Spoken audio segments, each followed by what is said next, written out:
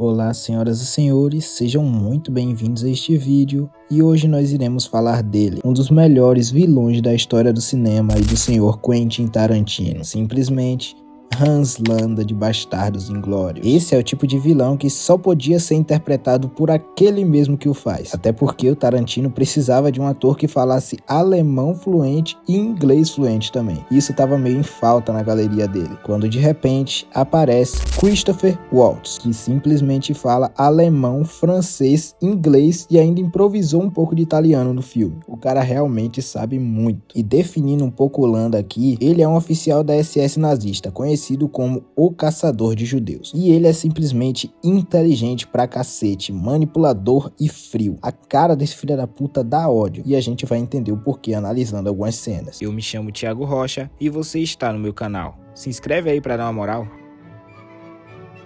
Logo no início do filme, a gente já é apresentado ao Landa, que vai na casa deste senhorzinho com sua família, que é o Pierre. Só que o que acontece? O maninho Pierre está escondendo simplesmente uma família inteira de judeus embaixo da casa dele. Só de crianças, no caso, que piora mais a situação do filme. Quando o Landa chega, ele chega daquela forma maravilhosa, né? Aquele comprimento, aquela manipulação realmente muito grande, se passando por uma pessoa boa. E vai ganhando a mente do Pierre, que chega uma hora que não aguenta mais segurar. E a atuação desses dois aqui é simplesmente perfeita. Primeiramente, a primeira coisa que todo vilão de Hollywood não pode parar de beber é o leite. Além de que o olhar desse cara vai mudando a cada segundo e a gente fica tenso com os judeus, com o Pierre e com toda a situação. E depois de ter feito todo esse jogo mental com o nosso pobre trabalhador aqui, o Pierre acabou confessando e entregando onde estavam os meninos. Mas como se não bastasse, o filho da puta simplesmente muda a língua que ele estava falando. Até porque ele chega lá falando francês, que era a única língua que os meninos entendiam, mas aí ele muda pro inglês para, entre aspas, se sentir mais à vontade com Pierre. E era dali. Desde o início, o Landa sabia que ele estava escondendo inimigos do Estado, entre aspas, como ele mesmo diz. Mas ele não havia dito só porque ele estava se divertindo. Tanto que ele entrou lá sozinho e nem fez a busca diretamente. Ele simplesmente conversou tranquilamente como se não fosse nada. E depois que ele mudou o idioma e mandou os homens dele invadirem, simplesmente fuzilaram o chão da casa do cara. Deixaram o cara sem judeu e sem chão ainda por cima. E no meio dessas crianças, praticamente todas foram fuziladas, só sobrou a Shoshana, que é muito importante para o desenvolvimento do filme, mas como a gente vai se aprofundar no Landa aqui, eu não quero dar spoiler, tá? O idiota aqui acabou de perceber que é literalmente impossível fazer isso, porque as cenas já entregam tudo, então me perdoem, tá? Esse vídeo tem sim spoiler de Bastardos Inglórios. Depois temos a cena do restaurante em Paris, que por algum acaso Shoshana conseguiu fugir e arrumar um emprego no cinema. E vamos ter uma grande ideia dos nazistas, fazer um cinema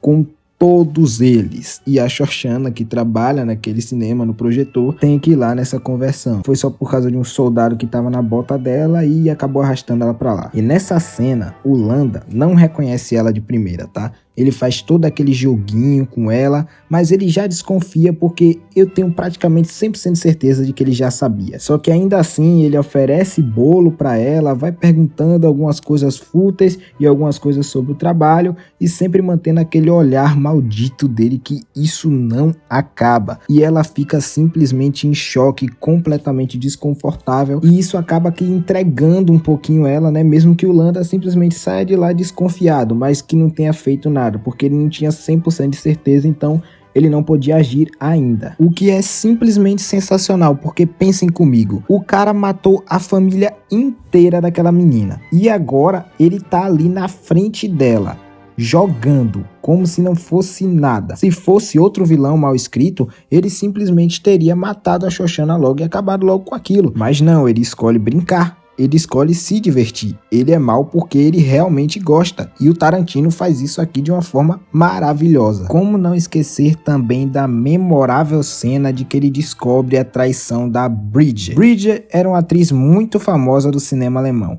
Então, ela tinha levado os bastardos junto com ela para um bar, junto com cambalhada de nazistas. E o que acabou acontecendo? Todo mundo saiu morto, literalmente todo mundo, tirando ela que conseguiu ser salva pelo Aldo. Só que aí, como os soldados dos bastardos também acabaram morrendo, aí que a coisa desanda por completo, porque a lenda simplesmente tinha dado um autógrafo a um soldado nazista que estava fazendo aniversário naquele dia. Então, o Landa simplesmente pega aquele cartãozinho que ele vê e olha, é o nome da Preacher, ela esteve por aqui, e encontra também um sapatinho. E aí ele percebe, ela tá aqui no meu evento agora, com o pé machucado, me dizendo que caiu da porra de uma montanha, mas literalmente tá com os bastardos do lado que ele já conhece de nome há muito tempo. É claro que ele vai jogar com eles, né? O cara fica misturando os idiomas porque eles estavam ali disfarçados de italianos, entre aspas, só que aí também é vacilo dos caras de falar daquela forma ridiculamente ridícula. Até um estudante do dia seguinte ali ia entender mais do que eles, e o Landa simplesmente dá uma aula maestrica ali deles de como se falar sua língua natal, deixando os caras desconfortáveis, até que ele chama a Bridget para conversar a sós. E aí, meus amigos, vocês já sabem, né? O cara vai jogando e coloca o sapatinho da Cinderela bem nela, e coube perfeitamente. E dali, meus amigos, o cara simplesmente enlouquece e enforca ela ali mesmo. Ele não tá nem aí pra nada.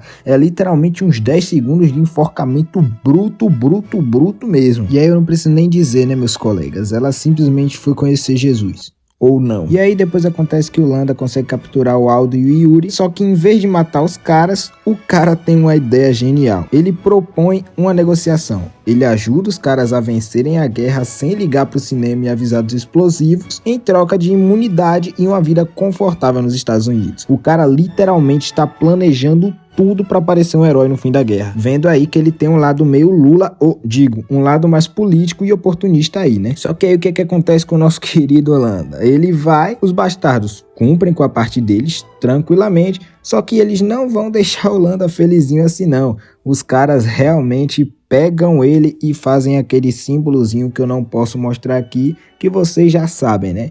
E ali acaba a carreira do nosso querido Hans Landa. Só que até ali o cara foi simplesmente incrível, tá? Não concordo muito com essa decisão dele. Eu esperava que ele fosse fazer algo bem cruel, mas acho que é um bom desfecho aí pra trama também, né? Porque Hitler é bom, Hitler é morto, tá ligado, né? Mas aí eu não preciso nem dizer muito, o ator simplesmente ganhou uma caralhada de prêmios, é sério, eu não consigo nem contar aqui, um deles obviamente sendo o Oscar, né? O Tarantino manjou muito quando foi escrever esse personagem, porque simplesmente era um personagem praticamente ininterpretável, sei lá se essa palavra existe, mas aí apareceu o Waltz para salvar ele no último segundo, e eu realmente não consigo imaginar o Landa em outra pessoa sem ser esse cara, porque o que ele fez foi realmente inesquecível, com certeza um dos melhores vilões da história do cinema. E é isso, meus amigos, deixa o like, se inscreve e eu fico por aqui.